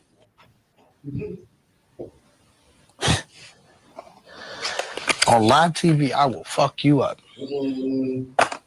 Trust me. I only meant it as a joke. Okay, well, you should have laughed. See, the devil always makes homosexual jokes and he's not joking. If Bobby Brown would have laughed and said, ha, come on, the guy would have jumped on him. Bobby Brown's like, hold on, you haven't tried any sex moves yet? Bobby Brown looked at him like, you know, I F you up on live TV. That's what I'm saying. So these are the jokes that they make with each other and it works. And then they think they can make those jokes with black men. And then when black men react like Bobby Brown, they say we're angry. They say we're angry black men. Yeah, that's what they say. They say you're homophobic. Yeah. You're homophobic. That's what they say. You see how the man tried to flip it on Bobby Brown? Would it matter? Would it matter? Because he wants people to see Bobby Brown in a bad light. Whereas you're the one that threatened. You said, I haven't tried any sex moves on you yet. Why would you say that to a man? And that's the same way the Teddy Boys was, man. They wanted to try sex moves on. Afterwards. Because I didn't laugh. Get me? Bobby Brown's like, you should have laughed. After, hold on, let me rewind that part. Bobby Brown put him in his place, man. Afterwards. Because I didn't laugh. Shall I tell you, the conversation went, I said to you, what do you think I'm an okay cellmate compared with the guys in prison? And you said, I think you're dangerous. And I said, and I haven't even tried any sex moves yet. It was just a joke. Can you answer the question, though? I'm just interested. Would it matter to you if I was? You said you haven't even tried any sex moves on me yet. Do you know I'll fuck you up in here? Do you know that? Don't you disrespect me by suggesting that? Horsey, shut your mouth. Can't him up, Bobby. Suggesting that what? Suggesting that my answer might in some way make me less of a man in your eyes? I think you're less of a man for not answering. I think it's like a joke. It was just a joke. You know what would be more of a joke? You know what would really be? When a nigga cracks his knuckles, you know what's You want to bang him up. So you know it could go down. You better choose your words wisely. More of a joke. If the 24 hours ended right now. You understand? That would be more of a joke. You can find the song Padam Padam on. Man.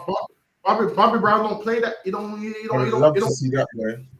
You don't play that homosexual stuff, man. Bobby Brown don't play that, man. And you gotta set them devils straight because he goes, I ain't tried any sex moves on you yet. Now if Bobby Brown laughed and joked with him, guess what would have happened? That devil would have jumped on him, man. Hey, so like yourself. Go ahead. I saw this YouTube thing, right? this brother.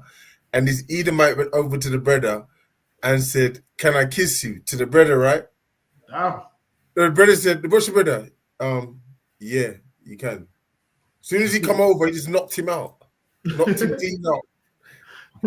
That's what you gotta do, man. Cause yo, these want to definitely be trying to try sex moves on, men. He goes, I ain't tried this yet. Listen, man. The oppressor is the devil, man. That's right. That's all I gotta say is the devil, man. It's lucky who was reading. Me, sir. TR. Listen, Bobby Brown handled that. Listen, Bobby Brown handled that how black man's supposed to, man. That's right. That's right. He handled that. On what point, yo? Barack. You got General Q in the chat. If you download Brave browser, you can play YouTube videos with that. For what the General, I'm definitely going to download that. Brave browser, I'm going to download that right away. So lucky, go ahead, Hakian. Karan Khan, TR5 will suggests that the male obsession with fashion combined with the fascination with violence. So now they used to dress up like females, and they used to be violent as well. So that's why homosexuals are violent for no reason, because they're trying to mask that they're homosexuals. But with these lot, they still had the dress code of an effeminate man, but they was trying to be violent, running around with weapons. But everybody knew there was homosexuals, so they tried to hide it behind the knife crime and the violence that they was doing all up and down the country. Hold on, let me get my next slide. Salaki, go ahead. For girls, or prostitutes even, was the outward sign of a need to assert their threatened sense of masculinity. Well, now, what used to happen is these men used to deal with prostitutes to show their masculinity. In their mind, that made them masculine. Go ahead. Rev Griffiths also claimed that the Teds paid so much attention to their looks that they half consciously feared that they were not men. So now they paid so much attention to their looks, meaning doing their hair, their face, the drainpipe jeans, all of those kind of things. Go ahead. They made up for it, however, by carrying knives and razors. So now this is the oppressor. This is in the 50s. They was carrying knives and razors way before we was in England. So much that they had to pass a bill about knife crime. So we get blamed for all the knife crime. And this law was passed before we was even in England. So they believed carrying a knife and razors made them masculine. So they thought, all right, then, even though they're homosexuals, as long as I carry a knife and a razor, I'm masculine. So that's what they was doing. Let me get my next slide. Salaki, go ahead. Okay. As it passed from black to white. So now it's like from black to white. Go ahead. From America to Britain. So now this is breaking down the clothing again. It's letting you know that how the Teddy Boys used to dress, they stole the style from black Americans and it passed from black to white. So how black men used to dress in the sharp suits, the ties, the hats, it then passed to white people in Britain because they stole it. So they liked our style and our music, so they stole that along with the rock and roll. So they stole the whole outfit and the rock and roll, and then they made it what you would call the Edwardian costume, when really it was known in America as drapes. So that's what they would call it, because them brothers used to wear it over there. Go ahead. Karan Khan. From America to Britain, the drape style changed its meaning. Originally a symbol of a racial resistance, it became through its adoption by white American youths. So imagine this was our clothing that we would wear.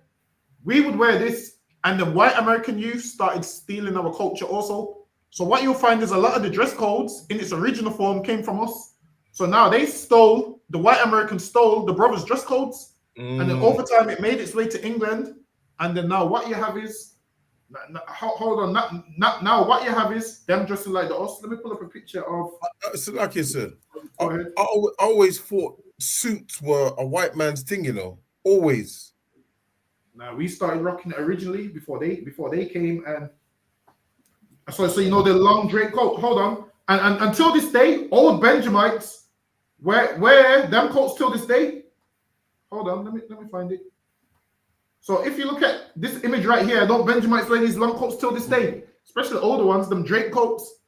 Yeah. So now you see these long coats. That's what we was wearing, and then the oppressor copied our style and turned it into a gang costume, and then they've had it so long that now you know it as it stares. Your granddad's got one. See, that's what I'm saying. My granddad had one of them too. I'm sure I know. So let me see.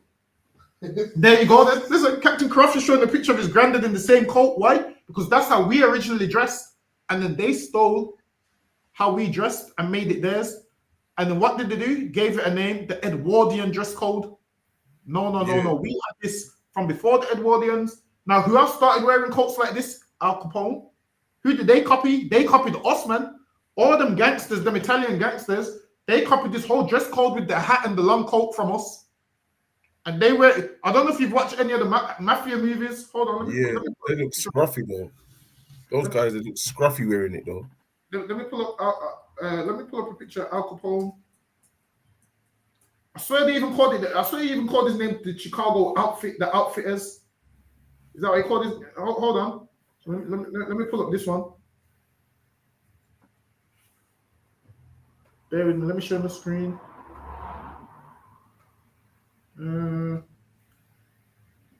So look at this. Where you think Al Capone got the idea to wear these long trenches from, man? Benjamin. All of them mafias copied our dress code because that's how black people was dressing. And what would happen? They wanted to dress like us so bad that they would wear the outfits that you had and then call you a nigger and act like they didn't steal it from you. Right. They would steal rock and roll. They would remix all the original rock and roll songs which black people sang, and they would call it their music. They didn't call that music rock and roll until the 50s. Before that, it was just a mix of jazz, R&B, the guitar sound, the piano sound, and then over time they gave it a name, rock and roll. After, Pat Boone stole every black man's songs and remade them, and now you think Pat Boone is the originator of the song. They robbed, what's his name, Little Richard. They robbed Little Richard's music, man. They robbed the sister's music so much that they even call her the godmother of rock and roll. On Google, it will tell you that a black woman is the godmother of rock and roll. They've stolen the whole culture and they've made it theirs. So Lucky, go ahead. Kadawan Khan. Where was I? By 1948, the fashion had entered the British mainstream. By 1948, our fashion had entered the British mainstream, meaning it made it to the top. Imagine this. We're poor and we're broken. That's how we dress in. And these devils, upper class and middle class, dressing how we dressing and we slaves. Imagine we slaves and the upper class is trying to dress like us. So much that they stole it so much that you wouldn't know these coats and this dress code. We originally brought it to the UK. Go ahead. Like you said, so imagine then if we was ruling, how we would be dressing if we're like this at the bottom.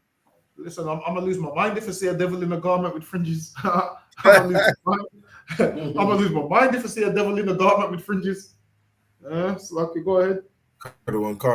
But had also acquired new delinquent associations when it became the uniform of the spiff.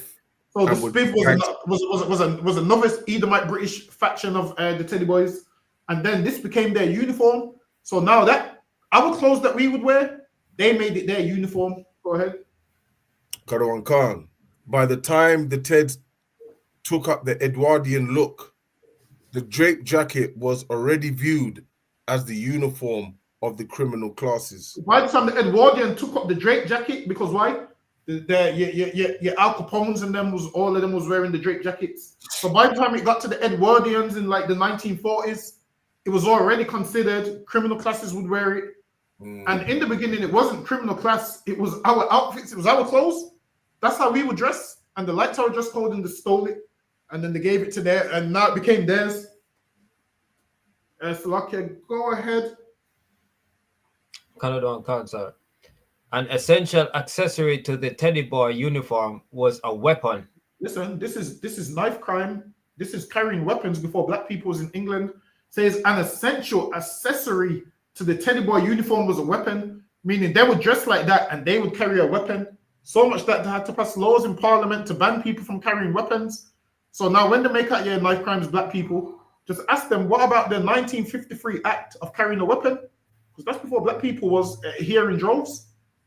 They passed that law because of the Kosh boys, that was Edomites that was carrying weapons. So to stop them from carrying weapons, they had to pass that law. Go ahead.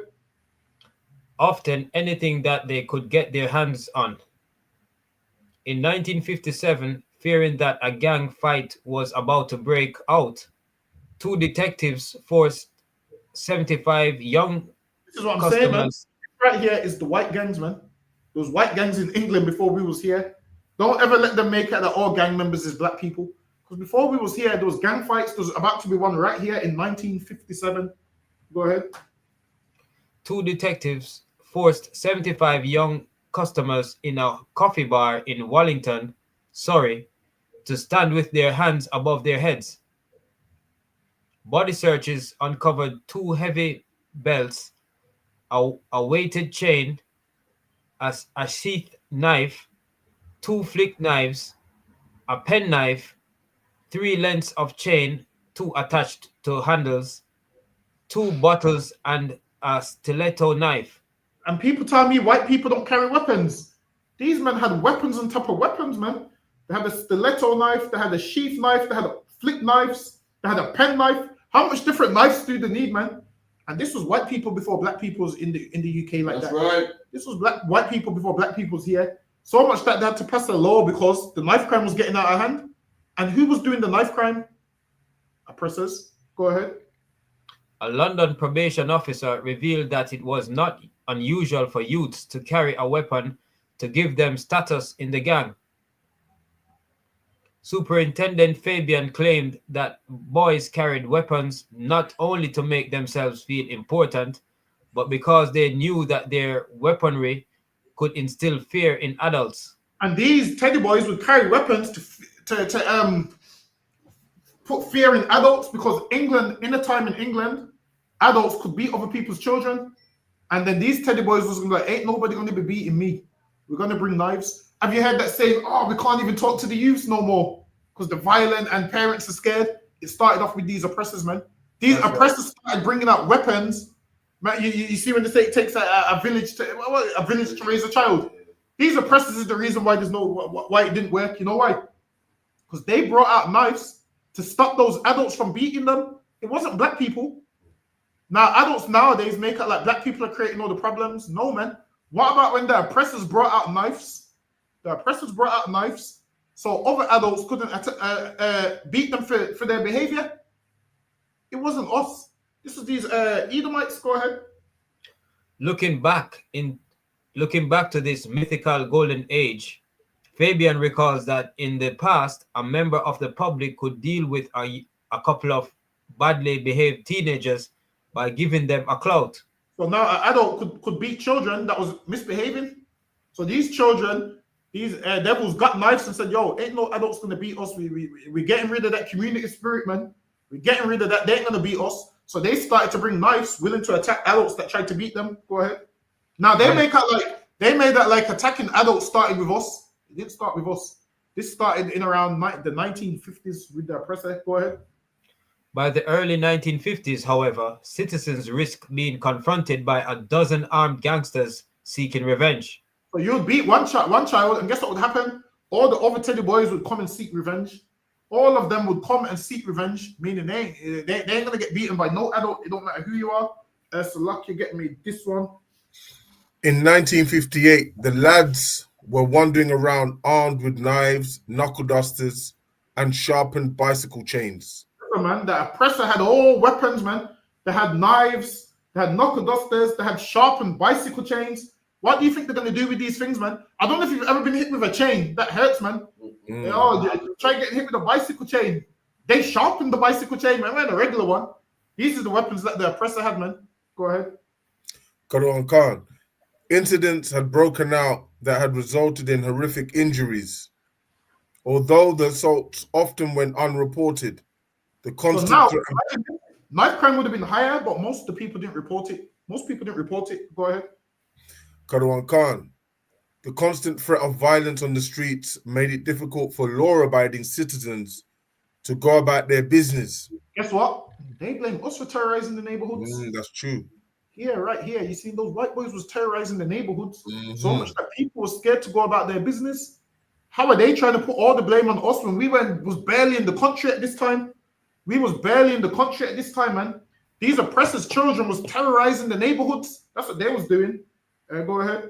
Rogers felt that there should be a stricter application of the law regarding the carrying of offensive weapons. Imagine that. See here again, now they're passing a law about offensive weapons. People make it like black people is the reason why there's knife crime. No, these oppressors right here had so much weapons that they had to pass a law on weapons. They had to pass a law on people carrying weapons because the oppressor was carrying so much knives, knuckle dusters, and sharpened chains. So every time they tell you, oh, you're the reason for knife crime, you go right back to the acts of 1958 and say, well, who was the people carrying weapons? Who was the reason for them passing this law? That's right. Watch their face drop. Watch their face drop. Because they're the problem, man. They was carrying weapons way before we was here. Go ahead. Kalwan Khan. He argued that since the Teddy Boys and the hooligans were easily recognizable, they should be regularly subjected to police searches in the streets. And now, they make out like the suspect laws is for us. They made the suspect laws for these oppressors, man. They said they can distinguish them, and they knew these devils how they would dress and they was carrying weapons, that they passed laws to stop and search them. Now we've become the scapegoat in England. When all these laws was passed for the oppressor, now we've become the scapegoat. So don't ever let a devil tell you you're the problem with knife crime and all these things. Because when they initially passed a lot of these laws, it was because white boys was committing crimes and had all these weapons. That's right. It wasn't because of us. It was because of them. So you need to remember these dates and the days they passed these laws so you can have it in your notes so it just flies off the tip of your tongue whenever you're in battle at camp or whatever with an oppressor. You can say, well, the laws they passed in 1950 something. Who did they pass the law for? Was it for black people or was it for white people? That's right. And they can only give you one answer because it was for them, because it lets you know they passed the law primarily for the Kosh boys. And the Kosh boys was a sect of Edomites that got their name from hitting people around the head with koshes. Go ahead. Kalwan Khan. Rogers reasoned that since these lads were cowards hunting in packs. And that's the oppressor, man. The cowards, they hunt in packs. They don't hunt on their own. They ain't lions, man. They hunt in packs, meaning a ton of them will hunt. Go ahead. They would not want to take part in disturbances if they were unarmed. And they used to carry knives. Why? Because they was cowards. And they wouldn't want to take part in attacks if they was unarmed. So they used to carry weapons. Why? Because they know they can't fight. So they would carry weapons because if they're unarmed, they know they can't defend themselves. So that's why the oppressor would carry all these weapons. Go ahead. Confiscating their weapons, whether it was a knife or a milk bottle, would do much to prevent further outbreaks of street violence. So the police would take their knives or milk bottles, because back then they had the glass milk bottles. They would, hold on. Let me see if I need this one. Yeah, this is just letting you know that those armed with flick knives. So now, if they didn't have their weapons, they couldn't fight. So the police would remove their weapons. But back then, half the time they wouldn't arrest them. They would just take the weapons off them until people started to get killed and stabbed to death. They had to pass a law because these Edomites was killing people. They had to pass a law. With that, we'll go into part 2 next week. Next week, we're going to go into the Notting Hill riots when they was chasing black people up and down the street, how those petrol bombing the houses, setting their cars on fire, how the police didn't do nothing about it, and how black men had to defend themselves. Clap it up. That's the end of the class. That's a heavy class, sir. That's the class. Heavy class. Did you want me to get the announcements off Radar? Because I don't have them. Yeah, go ahead. Actually, call it. You can call it. Okay. Also, we'll be here tomorrow. Captain Craft is 7 p.m. Also, Leicester. We'll be in Leicester this Saturday, 5 p.m. till 7. The sisters also got breakfast going down in the school, 10 a.m. Saturday morning, right before Sabbath service. Coming down to that, we got a lot going. Clap it up. All right, you can do that. You can call it. Tawadi, that was a heavy class, sir. Men of Israel, Amadim Shabbat. Amadim Barak. Yahweh Hashem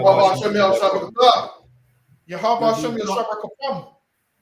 Judgment talk, class dismissed. All